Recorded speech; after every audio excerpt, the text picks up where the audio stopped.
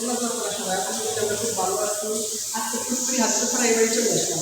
আজকে ফ্রাই বাড়ি বলতে আমাদের বাড়ি গাছ চলে আসছি। এই গাছগুলো লাগাবো সব সুন্দর ফলের গাছ।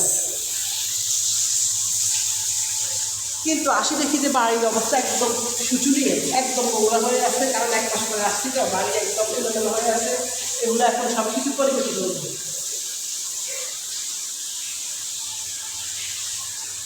পাঁচটা মোটা ছাড়িয়ে দিলাম, মানে 2 মোটা গল্প ছিল দেখেন কি অবস্থা, কি নোংরা হয়ে আছে।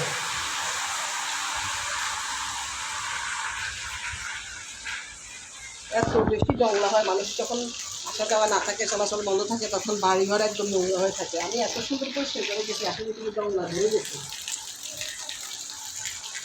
এখন খাওয়া দাওয়া শেষ করবো, খাওয়া দাওয়া শেষ করে নোংরাগুলো পরিষ্কার করবো। আমরা খাওয়া দাওয়া নিয়ে আসছি, বিরিয়ানি কিনে নিয়ে আসছি, এখন বসে বসে বিরিয়ানি খাবো মা এবং ছেলে।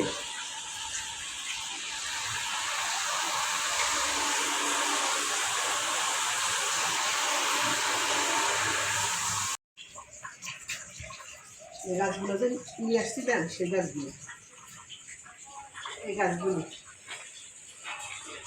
এই দেখুন রঙ হলুদ খয়েরি। এখন আমি জংলা পরিষ্কার করবো, জংলা পরিষ্কার করে তারপরে আমি এই গাছগুলো এখানে লাগাবো। জংলা অনেক পরিষ্কার করছি। আসি এই যে দেখো, আমি কোনোদিন আগে পরে গেছি, কোনোদিন পরে আসি দেখি জংলা একদম ভরে গেছে। জংলা এত হয় যেটা বলার বাহিরে, গাছ হয় কম, জংলা হয়ে গেছে। জংলার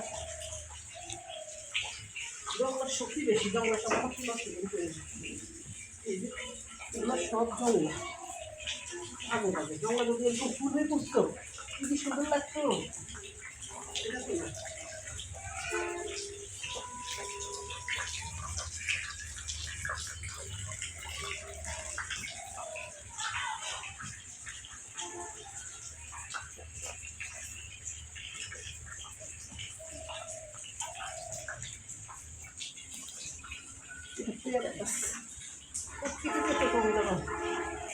আল্লাহ মাবুদের জানে, জংলার জন্য কিচ্ছু করা যায় না। দেখছেন 15 দিন আগে আসি জংলাগুলো পরিষ্কার করছি, 15 দিন পরে আসি দেখি যে জংলা একদম ভরে গেছে।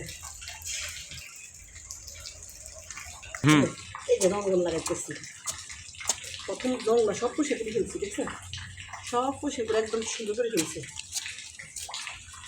রঙ লাগাইতেছি,